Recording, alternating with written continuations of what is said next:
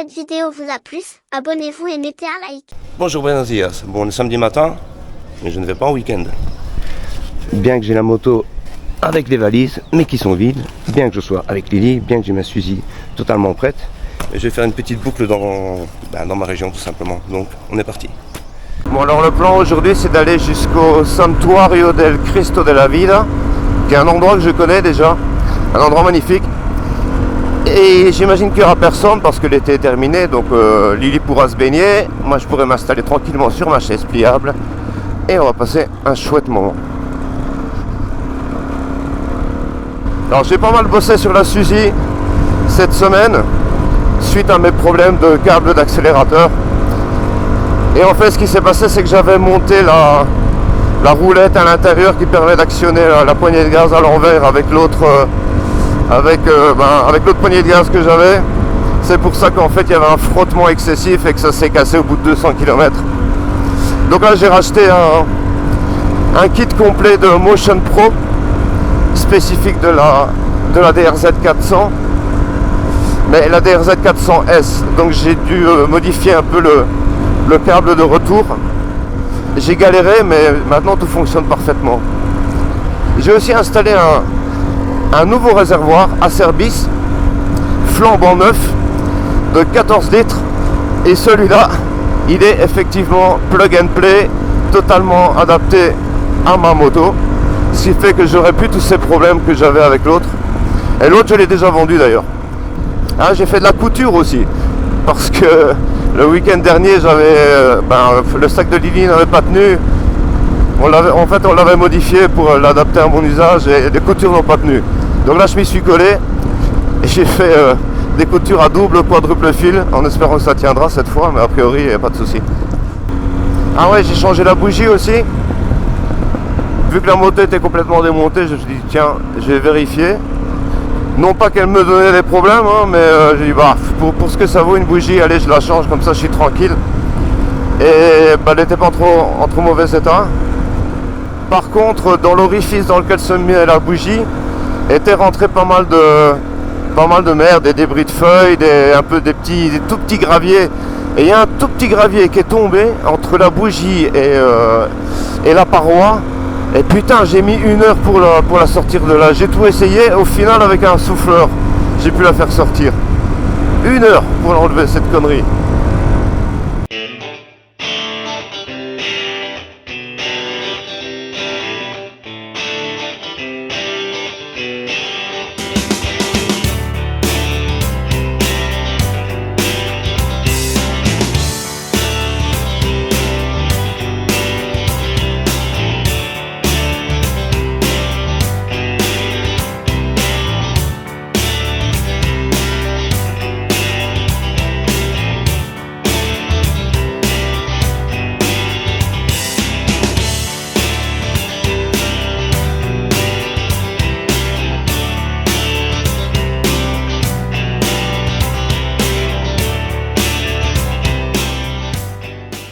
Et là, on va arriver à l'endroit où je voulais aller. C'est exactement ici que je voulais venir. Et en plus, il n'y a personne, donc c'est super. Je mettrai un peu plus à l'ombre. Ici, à l'ombre.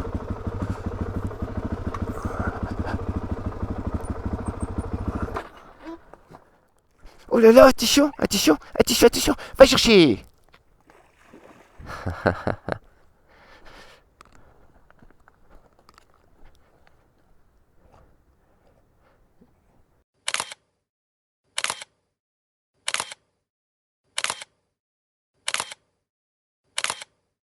Bon on vient de faire une super pause avec Lily, qui est toute mouillée évidemment. Lily, qui est fatiguée aussi. Elle était un peu inquiète parce qu'il y a des gros poissons là, ça doit être des carpes à mon avis. Et là, on va repartir. Alors j'avais un souci avec la moto, c'est-à-dire qu'elle tenait pas le ralenti, elle calait. Et je réfléchissais, je dis mais qu'est-ce qui s'est passé, merde. La seule chose que j'avais fait, c'était que j'avais changé de réservoir d'essence. Donc j'ai dû foirer un moment ou un autre. Donc j'ai demandé à ChatGPT et ChatGPT m'a donné la solution. En fait, ce qui s'est passé, c'est que j'avais mis le le T qui rejoint les deux tubes des deux robinets du réservoir trop bas. Et donc l'effet gravité ne fonctionnait pas quand j'étais au ralenti. Du coup là avec une brise je l'ai surélevé un petit peu et il semblerait que le problème est réglé. Merci ChatGPT. Alors là pendant la pause il y a mon pote Paul qui m'a envoyé des photos. Et en fait il vient d'acheter la DRZ 400 aussi, mais la S. Et alors là, pour la petite anecdote, c'est que il était allé initialement chez Suzuki, le concessionnaire, pour essayer la nouvelle, la DRZ 4S, mais il n'y avait pas d'unité disponible. Et il se trouve que le commercial de Suzuki possédait une DRZ 400S vieille qu'il avait en vente. Donc Paul l'a essayé et il l'a acheté. Donc il est rentré dans la concession pour acheter la nouvelle et il est reparti avec l'ancienne. Et là il vient d'aller l'essayer, il m'a dit qu'il était super content de cette moto, impressionné par la qualité des suspensions. Et je le comprends tout à fait parce que c'est exactement ce que j'ai ressenti quand je l'ai essayé moi la première fois. Alors là j'ai enfin changé mon pneu arrière. Je voulais changer le pneu avant aussi, mais il m'est arrivé une couille. C'est-à-dire que là où j'habite maintenant, il y a assez peu de garages en fait, de garages de moto. Mais par contre il y avait un centre de changement de pneus, une grosse boîte, Euromaster. Donc j'appelle Euromaster, je prends rendez-vous, je dis je vais avec la moto et les deux pneus pour les changer. Et je demande au mécano, je dis mais tu sais c'est quoi le système tubeless? Le type ne savait pas. Donc je lui explique bien en détail, je lui montre des photos et je lui dis si tu veux j'ai même des vidéos là sur YouTube pour l'installation, comment ça se pose, comment ça s'enlève. Et je lui dis, j'insiste sur le fait qu'il faut y aller avec beaucoup de précautions au moment de retirer le vieux pneu avec la machine industrielle. Ok, bon, je laisse la moto, je m'en vais pour prendre un café à 200 mètres de là. Une heure plus tard, mon téléphone sonne. Le mec me dit, c'est Euromaster, il y a un problème avec ton pneu. Est-ce que tu peux venir voir le mécano? Donc je dis ouais ok j'arrive, mais je savais déjà ce qui m'attendait. En fait, en enlevant le pneu, je vais voir si je peux vous montrer en bas là. Ouais, peut-être un peu plus loin. En fait, en enlevant le pneu, il m'a complètement flingué la valve là, la valvule, je sais plus comment on dit en français, la pipette là, hein. Le truc dans lequel on met l'air.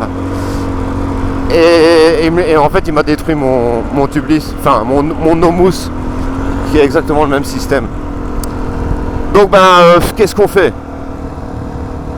Donc moi je dis ouais mais attends, il me dit on peut te mettre une chambre à air. Je dis ouais mais moi je veux pas une chambre à air, moi je veux un tubeless, sinon j'aurais mis une chambre à air au départ. Donc on appelle le chef et le chef il me dit si tu veux on te met une chambre à air et on te la facture pas, et on te facture pas la prestation, on te fait une faveur. Et je lui dis une faveur, tu te fous de moi ou quoi? Tu viens de me détruire un système qui vaut 140 balles, tu me mets une pauvre chambre à air que je ne veux pas à 30 balles, et selon toi c'est me faire une faveur. Donc bref, le mec me dit ouais mais non, il fallait nous prévenir, etc. Super désagréable. Et je dis ouais mais attends, je vous ai prévenu, dans ce cas là il fallait refuser la tâche et je serais rentré chez moi et tout le monde content. Alors je dis mais attends, il faut quand même compenser d'une manière ou d'une autre ma perte. Ou tu me rembourses le no-mousse, tu m'en remets à nouveau, ou alors je sais pas moi, tu me proposes de me faire 2 changements de pneus gratuits sur ma Touareg par exemple. Le mec a rien voulu savoir, il dit non ça on fait pas, et de toute façon c'est plus la peine de revenir ici, on te changera plus les pneus. Enfoiré. Alors certainement il pensait que j'étais un Belge de passage. Bref, je prends tout un tas de photos devant lui, devant tout le monde, hein. Je vais dans le bureau, je dis bon maintenant fais-moi une facture de 0 € parce que je veux la preuve que je suis venu ici. Donc il me dit ok, il commence à la faire, il me demande mon code postal et là il se rend compte que j'habite à 5 km. Et là bizarrement le ton a changé immédiatement. Alors il voulait toujours pas rembourser, hein, mais bon il commençait à s'excuser, à se justifier, à s'expliquer. Bon résultat comme il n'a pas voulu, j'ai déposé plainte. On verra ce que ça donne, mais je voulais pas laisser passer l'histoire comme ça, quoi. Donc résultat, ben, ils nous ont même pas touché la deuxième roue, évidemment. J'ai une chambre à air à l'arrière. Je me suis recommandé un nouveau, un tubeless cette fois-ci, puis un houmous. Alors regarde.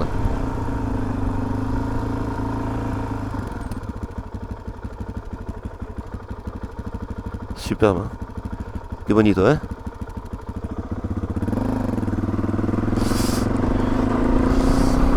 Et je me suis acheté un démonte-pneus, enfin une machine pour démonter les pneus. Et à partir de maintenant, ben, je changerai mes pneus moi-même. Avant c'était facile là où j'habitais parce que j'avais un garage à 500 mètres qui était tenu par deux gars qui font d'enduro en compétition, donc bon, ils savaient de quoi ils parlaient. Mais ici, là où je vis maintenant, c'est trop compliqué. Donc ben, j'ai décidé de mettre la main à la pâte et à partir de maintenant, je ne dépendrai plus de personne. Je vais certainement galérer les premières fois, mais bon, avec de la patience, des efforts, au final, on arrive à tout faire. Et pareil pour tout le reste de la moto. Petit à petit, je vais essayer de faire absolument tout moi-même. Là, je commence à déjà faire pas mal de choses. Mais quand viendra le moment de nettoyer le carbu ou de faire le réglage des soupapes, ben, je mettrai la main à la pâte aussi, quoi. J'ai commencé à m'équiper un peu en outils. Évidemment, je suis loin d'avoir tous les outils nécessaires. Mais petit à petit, mon atelier commence à ressembler à un atelier. Et comme ça, je devrais plus dépendre de personne, parce que j'en ai marre de... Ben, au mieux des incompétents, au pire des malhonnêtes. Et de toute façon, même s'ils sont compétents et honnêtes, ils prendront jamais soin de ta moto aussi bien que toi-même. Ils vont pas y mettre le cœur. Je sais pas si c'est une impression que j'ai moi, mais j'ai l'impression qu'avec les années, il est devenu de plus en plus difficile de trouver des professionnels. Quel que soit le secteur, hein, des garagistes, des plombiers, des zingueurs, des menuisiers, enfin bref, tous les corps de métier. J'ai l'impression qu'il y a plus cet amour du travail bien fait qu'il pouvait y avoir avant, de cette passion pour son métier. Je sais pas à quoi c'est dû.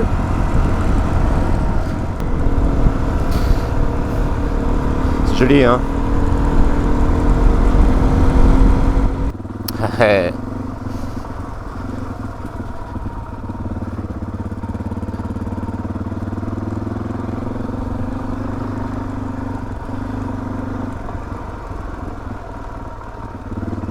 Voilà. Qu'est-ce que c'est beau. Qu'est-ce que c'est beau par ici.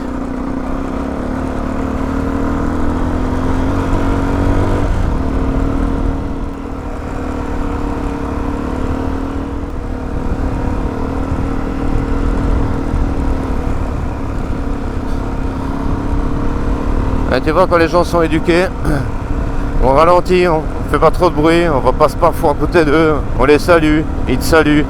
Et tout se passe bien et on peut partager les pistes sans problème. Oh, une biche! Regarde, une biche! Je sais pas combien de biches j'ai vu de près, de loin, de très très près depuis que j'ai commencé le off-road. Ah, qu'est-ce que c'est beau! Que passada!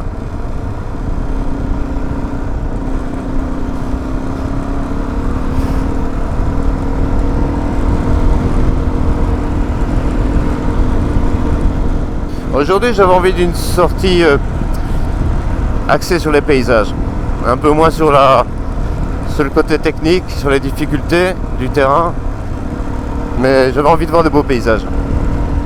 Et ici, nous sommes à Alcalá del Xúcar, ville touristique parce que très très belle.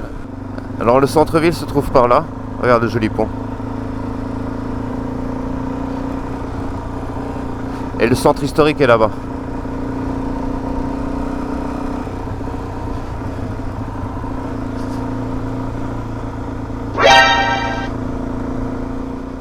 C'est la Guardia Civile che non mi ha detto nada, tio. Très très joli ce village. Là, je viens de m'arrêter dans un village pour manger un morceau, tu sais. je vois un bar, je m'y arrête. Waouh, j'ai failli me vautrer dans le sable. Donc je m'arrête dans le bar, il n'y avait pas grand chose, des petites tapas mais ridicules quoi. Donc bref, je me commande 2-3 tapas et une petite bière. Et à la terrasse de ce bar, il n'y avait que des mecs bourrés, d'un certain âge en plus. Ça gueulait, enfin super pas agréable quoi. Et puis, pour reprendre le track, je dois traverser une bonne partie du village, tu sais. Il n'y avait que ce qu'on appelle les menas ici en Espagne, c'est-à-dire les mineurs non accompagnés qui arrivent en grand nombre en fait dernièrement. Ça pose un souci dans le pays. Mais bon, les menas de 35 ans quoi, qui étaient là en train de zoner dans la rue, mais il y en avait quand même quelques-uns. Trop chelou ce village. Mais là, en rentrant à la maison, je vais refaire la config du réservoir parce que bon, la bride c'est bien pour surélever un petit peu le filtre et le tuyau, mais c'est pas encore optimal. Il va falloir que je démonte tout ça, que je refasse bien. Avec le temps, je vais essayer de changer de tablette aussi. Non pas que je suis pas satisfait de celle-ci parce qu'elle est plutôt robuste, elle tient bien, elle résiste bien.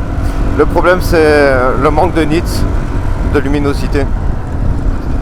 Et avec le temps ça devient vraiment pénible. Par exemple aujourd'hui là, avec le soleil je vois absolument rien. Et comme je suis pas disposé à payer 500 balles ou 400 balles pour une tablette, je vais essayer d'en trouver une d'occasion. Je mettrai 150-200 balles au maximum. Parce que je trouve ça une folie d'aller claquer 400-500 balles dans une bête tablette quoi. Pareil que les téléphones, je mets jamais plus de 150 balles dans un téléphone. Et si ça peut être encore moins, encore mieux. Celui que j'ai actuellement, je crois que j'ai payé 130 balles. Bon je suis quasi arrivé. Au final j'étais beaucoup plus vite que prévu. Donc voilà, je vais couper la caméra. Je vous souhaite un bon week-end, une bonne semaine et je vous dis à très bientôt. Hasta luego.